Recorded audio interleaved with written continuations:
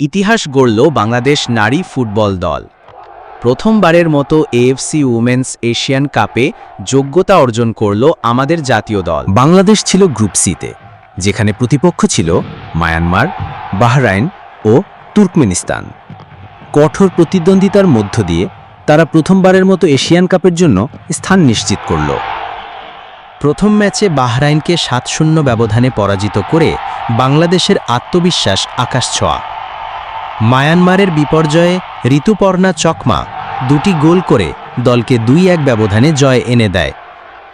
শেষে তুর্কমেনিস্তানের সঙ্গে ম্যাচের সমতা নিশ্চিত করে বাংলাদেশের শীর্ষস্থান। ম্যাচ ফলাফল: বাংলাদেশ বনাম বাহরাইন ৭-০, বাংলাদেশ বনাম মায়ানমার ২-১, বাংলাদেশ বনাম তুর্কমেনিস্তান সমতা।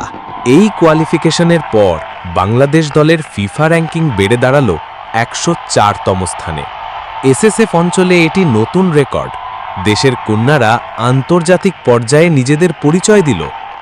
ফিফা র্যাঙ্কিং ১০৪তম, এসএসএফ অঞ্চলে নতুন রেকর্ড। ক্যাপ্টেন আফিদা খান্দকার বলেন, এই অর্জন শুধুমাত্র আমাদের নয়, এটা প্রতিটি মেয়ের জন্য যারা স্বপ্ন দেখার সাহস করে।